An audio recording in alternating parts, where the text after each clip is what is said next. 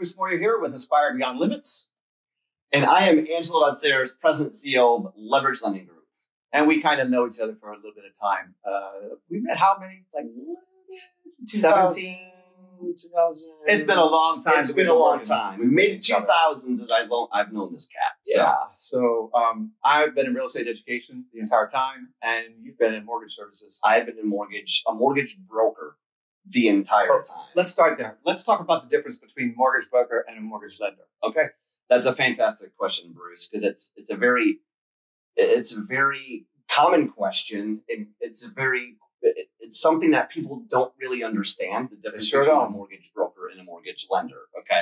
So a mortgage lender is a retail bank where basically you go to that particular bank, and let's just say Bank X. I'm not going to we won't make any right? No, right. So let's say you go to Bank X, you walk into a retail bank branch, and you go to the loan officer at that bank branch, and you say, I'd like to get a mortgage loan. Well, that particular bank branch, let's say Bank X, that's all they have is their own product that's in-house, that is only for them to sell, promote, advertise, market, and get you to buy. They don't have anything else other than what they can offer you, whether it be FHA, VA, conventional, whatever. Okay, they don't really have anything outside the box. And a bank, as you know, 9 to 5. Yeah.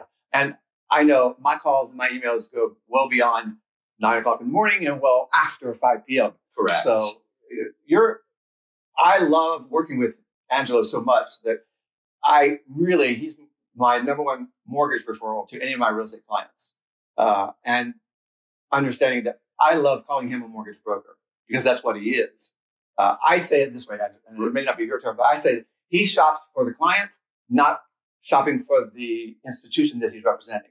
Correct. So there's a huge difference there. He's been able to save my clients. I mean, he's saving thousands of dollars on the monthly payments and on the annual percentage rates. Correct. You can take their individual clients' abilities to qualify for something and then find them the right product. Right. Correct. And it is a proven statistic that if you use a mortgage broker over the life of the loan, you will save in upwards of $9,400. That's I don't doubt that. A proven statistic between a retail mortgage broker and a bank. Once again, the bank doesn't have your best interest in mind. They have their bank's product's best interest in mind. And once again, accessibility. Working with a mortgage broker, we're not just 9 to 5. We're working on the weekends with you because, listen, you have to make offers on the weekends. You have to know sales price ranges. You have to know timing of those contracts to be able to win that deal. Because if you don't know that, you could lose the deal if you're not accessible on the weekend.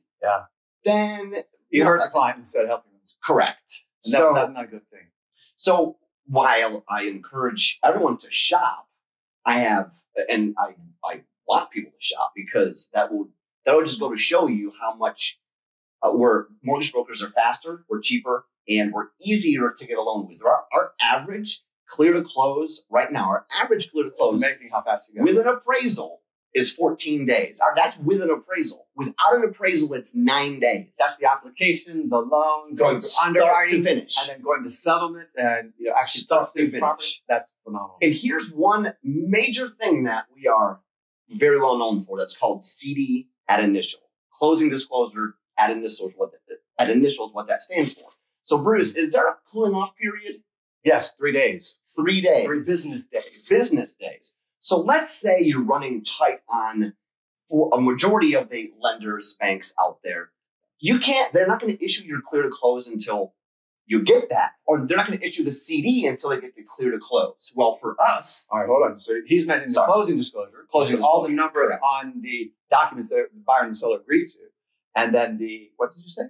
The clear to close. The clear to close. So once all the loan documents get cleared in underwriting, you get what's called a CTC or a clear to close. Our 3 favorite words, by the way. Mine too, believe me. I love seeing that email that says, you're clear to close. Or the video that you send out. And they don't issue the preliminary closing disclosure until that time frame. Well, we issue our preliminary closing disclosure as soon as the loan initially comes out of underwriting, which is a day after we submit it. So our cooling off period is done before you even get the appraisal back. So there's so many ways that we can make the loan more efficient. It's cheaper, we're easier to work with, and we're more accessible.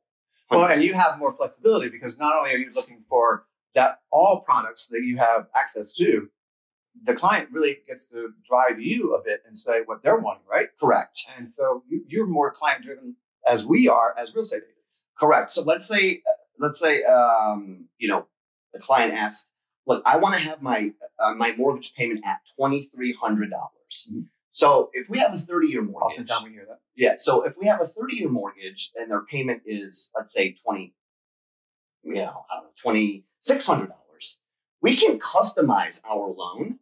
We can do 27 years. We can do 26 years. We can do 18 years. Whatever we need to do to customize to back into that payment with our loan program and our products. And so it's just the accessibility, the flexibility that you have with a mortgage broker you do not have with a lender. Well, and you always are the first to answer my phone calls and my emails, and you keep me copied on everything you do with the clients that I have. So it lets me stay really informed and knowing what the process is with you. Because how many times have you worked with somebody where you have to call them to ask them what's going on with the loan? Yeah, and it doesn't help me to, as a real estate agent, look very professional. No. So I love the extra communication and stuff that you guys You're getting email updates when the loan's disclosed, initial disclosure. You're getting updates for initial approvals. But hold on. Your emails are not just reading emails; they're video emails. So you don't misinterpret anything that he's trying to convey to you. We like to rehumanize the transaction because we're not transactional. We're relationship driven. And it's all about relationship. Like us. We've been doing this for going on 20 years now. And so we're in this business. We're still in this business because of our relationship. And there's a lot of people that can't say that. Yeah. Well, we honor not only our clients' relationships, we even honor our relationships. So it is part of everyone's business is building relationships. Number one key to any success in real estate is you got to have that strength and tenacity to build that relationship. And with you, Bruce, the knowledge that he brings with basically writing the real estate exam, he has so much knowledge when it comes to the laws on what you can and can't do. And so I'll have questions sometimes that other agents, I question them, and I'll get the phone and hey, Bruce, is this legal? Is this possible? Is this okay? He'll be like, yes, it is. No, it isn't. So the wealth of information that you have over a lot of people that I work with, because of your the education, your licensing, and how long you've been doing this, it just goes to show you're a great resource for me to count on. So thank you. And we were both so passionate about what we do anyway. So he's not saying it's about me that he doesn't already have himself. So this is and I'm passionate about the broker channel, the wholesale broker channel. I'm an advocate of the channel. So let's review that. So we've said lender and broker. So to me, I say mortgage lender. That's like an institution or where you go to get a loan versus a mortgage broker, which is someone like Angelo who actually works with the client. I have multiple. I think I'm set up with about 35 different lenders right now where I can go to. If it doesn't fit here, it'll maybe fit in this box, or if it doesn't fit in this box, it'll fit in this box. I can find, and I can definitely do the non-bankable deals, which is called non-conventional, non-conforming, non-QM is what they call it, non-qualifying mortgage. So whereas a traditional lender, they can't. They only have their products. And so, and if I can't find it, I have a huge broker community that will help me find it. Well, we have two words in our industry that does the same thing that these two words do in the mortgage industry. A lender and a broker are very different in the mortgage industry, and the same thing in real estate agents. Real estate agent versus a realtor or a licensee or a salesperson or a broker. We have a lot of different words. Can you explain that to me a little bit? Yeah, realtor just means that somebody who has a license in the state of which they're representing a client. So each state has their own real estate license. And then because they have that license, they can join the Association of National Association of Realtors, NAR, that allows them to become a realtor member. And people who do that, join the membership organization, can then use the word realtor in their own advertisements. But you can't do it unless you actually have that membership into the organization. So a lot of people say, why use a realtor? Well, there's many benefits to that. But most importantly is because they're a realtor, they have a license to assist you. You know, it is an occupational license that they have to qualify for in every state. And that person's strength and their ability to represent you well should be backed by that state's own approval process. So I know in North Carolina, our approval process is quite stringent. Right. And when we get a license, most of us do, majority of us go ahead and get that realtor membership status. Not all of us need it though. So you'll find some people out there that have a real estate license that don't need to become a realtor, because you don't have to, for example, in commercial sales or in land sales, you don't have to be a realtor. But in residential, or if you're doing small commercial, you're going to want to have a realtor status. I didn't realize with the land sales that you just kind of schooled me on that. I didn't realize with land sales that you didn't need that. Well, they don't have to have a realtor membership, but they still need to have a license. Right. So yeah, there's words that are all confusing. They even confuse some of us. That's why I hope that you come back to Aspire Beyond Limits and let me help educate you and get you clear about it. But also understand the difference for your clients that you're representing, the difference between lenders and brokers, even the mortgage industry. So that's number one. Let's go to number two. Let's talk about the difference between pre-approval. Pre-approval and pre-qualification. Okay. So there's huge differences, and people use them and they interchange them and they use them. Sometimes they say pre-approval and they mean pre-qualification and vice versa. Which one's the weakest? The weakest is pre-qualification, because a pre-qualification is basically somebody completes a loan application, okay, and we review the data that they've entered in our loan software. We review that information, and based on just the information they've keyed in, it looks like it's a doable deal. That is so you don't verify the information. That's why it's a qualification. Correct. Correct. So pre-approval, it sounds like you do the verification process before you actually answer them. Correct. So pre-approval is where we actually obtain their documentation, W-2s, pay stubs, income documentation, whatever their scenario calls for. If they have investment properties, we review that information. We calculate the income. We run our automated underwriting scenarios to make sure that it's a doable deal. We pull the credit to make sure that the credit is verified and eligible. People don't lie about their applications, do they? For loans, do people lie on their applications? Oh, I think everybody does. I think that salary always goes up a bit. I know when I'm driving around as an agent, I always take it down at least $10,000 from what someone tells me they can make. Always do it every time. So I've always learned that about the loan process. The self-employed borrowers or buyers, a lot of them do not have the understanding of how much they actually make on paper. Yeah. So they think they make X when they really make X. Yeah. So it's very different. And so that's the difference between pre-qualification and an actual pre-approval. We also go one step further. We have technology where we do actual full underwrites on the file. Okay. Underwriting just sounds pretty... Underwrites. What are you talking about? So once you go under contract, you submit your loan to an underwriter, which is at one of our wholesale lenders that we broker through. So then the underwriter basically puts their stamp of approval on it. Okay. So have they already verified it then before it goes to the underwriter, or we proof it, and then for our new technology that we have, we can do our underwrites. We underwrite the file, and get a very strong underwritten approval before it even gets to the underwriter. Where all the underwriter has to do is put their stamp on it, and they're just reviewing everything you've already done, and everything's done. Correct. It's just a second set of eyes on something that we've already done. So is the underwriter the underwriter then is towards the end of the process, correct? The underwriter is at the beginning of the loan submission process for final approval. There you go. So it's a verification. It's an authentic verification of everything they presented. Yep. It's been verified and it's been vetted, if you will. Correct. And then the person is able to obtain the note. Correct. And there's a lot of variables that happen in underwriting. We have appraisal issues. Yeah. We have title issues. We've never had an appraisal come in late, have we? No, not at all. We've title issues. Some real estate agents don't even go to settlement. So, all professionals can get a little bit slack sometimes. Please forgive most of us if we do. We try not to do that, but everybody. There's sometimes some things that come up that we can't. But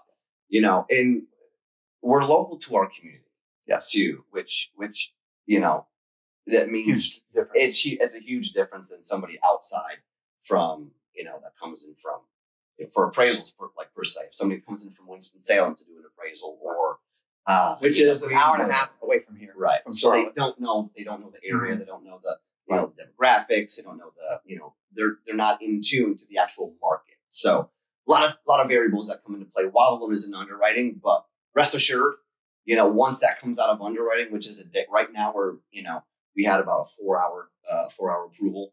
Today we had about a 4-hour approval, came out of underwriting. The CD goes out. The CD goes out. The initial CD goes out for signature, which then starts the cool off period, and there is no waiting period before. That's awesome. If you get a single family or a residential loan, there are federal laws that you have to abide by, and closing disclosures are one of them. You have to be given 3 days. Let me say it correctly. He would need to give you a closing disclosure document as a buyer 3 days prior to you going to the settlement table and signing your life away and getting underneath the promissory note and all those things. So that cooling off period, that 3 days, is actually for you to look at all the numbers and make sure that you are actually guaranteeing and getting what it is that he said that you're getting. Correct. So I love that verification process. Now, there's some people who try to push away from it, but I will tell you, that's a federal violation of what you're doing. The Consumer Financial Protection Bureau is a heavy consumer watchdog that protects buyers when they buy real estate. And it's very important that you have these 3 days of closing disclosure so you can fully understand what your costs are before you obtain the note. And it's rare. And I haven't heard of this until last week, where I saw it in one of my forums. Somebody actually was able to not have to not have to wait that because they had an extenuating circumstance. But 9 times out of 10, they do not allow for any circumstances. They don't really. And there are qualifications. It has to be a federally related mortgage. Right. So it has to be something that you would be using an institution for. It would not consider cash or if you just have your own investment money that you'll be putting it. None of it would be requiring a 3-day closing disclosure rule. And if you're buying commercial property, it doesn't qualify for that. It's only single-family residential units, so it's between 1 to 4 units, and you have to have a federally related mortgage or deed of trust for it. So that's other stuff we can get into. But we wanted to give you an introduction of us and what we are so passionate about in our lives. And that is making certain that our customers and our clients and our students all get the best education and the best representation in any real estate transaction that they have. Correct. Because reputation is what in this business, Bruce? It's everything. 100%. It's as good as building relationships with people that they walk symbiotic with one another. If you don't treat people well, you're not going to be in this business long. And consistency. Yeah. You have to be consistent across the board with everything that you do. Yeah, I could do 20 loans in a row that are spotless perfect, but if I let off the gas one time, or I've never known you to do that. Which I don't, but I'm just trying to say that one loan that could ruin a relationship. We make sure that does not happen. Yeah, to the best of our ability. I'll say this real quick and I'll let him go. Is that you remember that one client that came to me and he said to me that you had cursed at him? I beg to differ with that client because I know Angelo would not do that. He treats people the same way I treat them, with extreme professionalism and would put no derogatory comments to them. So you remember what I did. I kind of with that client. Yeah. Because I can trust him more so than some of my own clients. Right. So listen, I hope you enjoy it. Appreciate it, and enjoy the video, and hope these concepts do some world of good. Please reach out, contact us. We've had this up on the board behind us the whole time so that you know where we are. Feel free to look us up on the internet, Instagram, Snapchat, whatever it is that you use. We'll be there. Use us as a resource. If you just have questions, just shoot us a message, slide into our DMs, ask whatever you want to do. We're here for you. So appreciate it, guys. And thank you, Bruce. Yep. Appreciate it, man. Always good working with my best bud. And that's a wrap.